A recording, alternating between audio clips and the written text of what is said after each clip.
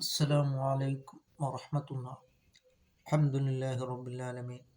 വസ്സലാത്തു വസ്സലാമു അലാ അഷ്റഫിൽ മുർസലീൻ വഅലാ ആലിഹി വസഹ്ബിഹി വസല്ലം.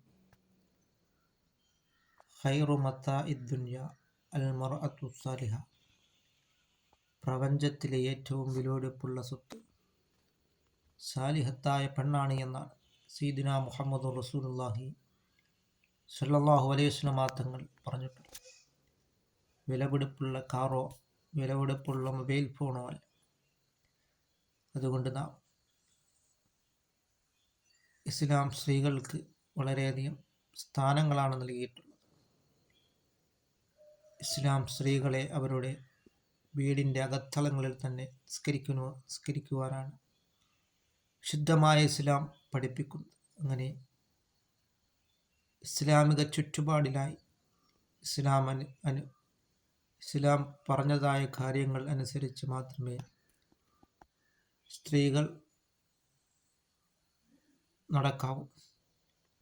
അത്തിഉല്ലാഹ വ റസൂലഹു, അള്ളാഹുവിനെ റസൂൽ കരീം സല്ലല്ലാഹു അലൈഹി വസല്ലം തങ്ങളെയും വഴിപ്പെട്ട് ജീവിക്കുവാനും അങ്ങനെ എല്ലാവിധ തെറ്റുകുറ്റങ്ങളിൽ നിന്നും വിട്ടുനിൽക്കുവാനും അങ്ങനെ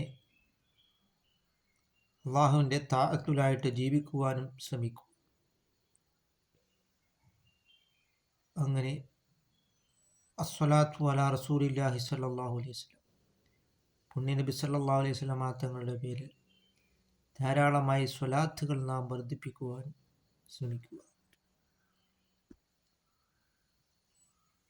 സ്ത്രീകൾ ഇങ്ങനെ പൊതുരംഗങ്ങളിൽ പ്രത്യക്ഷപ്പെടുകയും ഇസ്ലാം അനുവദിച്ചതായ കാര്യങ്ങൾ, ഇസ്ലാമിക വേഷവിധാനങ്ങളാണ് സ്ത്രീകൾ ധരിക്കേണ്ടത്. അല്ലാതെ ഇസ്ലാം നിഷിദ്ധമാക്കിയ രീതിയിൽ നടക്കാതിരിക്കുക. സ്ത്രീകൾ ശരീരം മുഴുവൻ മറയ്ക്കാനാണ് ശുദ്ധമായ ഇസ്ലാം കൽപ്പിക്കുന്നത്. അങ്ങനെ ഇലല്ലാഹ്, അള്ളാഹുവിലേക്ക് മടങ്ങുകയും ഇസ്ലാം ലോകത്തിന് മുന്നിൽ പഠിപ്പിച്ച കാര്യങ്ങളെ പിൻപറ്റുകയും ചെയ്യുകയും അങ്ങനെ അള്ളാഹുവിൻ്റെ പ്രീതിയിലായിട്ട് നാം ജീവിക്കുവാനും ഓരോ സെക്കൻഡ് സമയവും ഖബറിലേക്കുള്ളതാണ് എന്ന് നാം മനസ്സിലാക്കിക്കൊണ്ട് പരലോകം എന്നുള്ളത് ഖാലിദീന ഫീഹ, എന്നെന്നും ശാശ്വതമായിട്ടുള്ള ജീവിതമാണ് എന്ന് നാം മനസ്സിലാക്കിക്കൊണ്ട് നാം അള്ളാഹുവിലേക്ക് നാം മടങ്ങുക.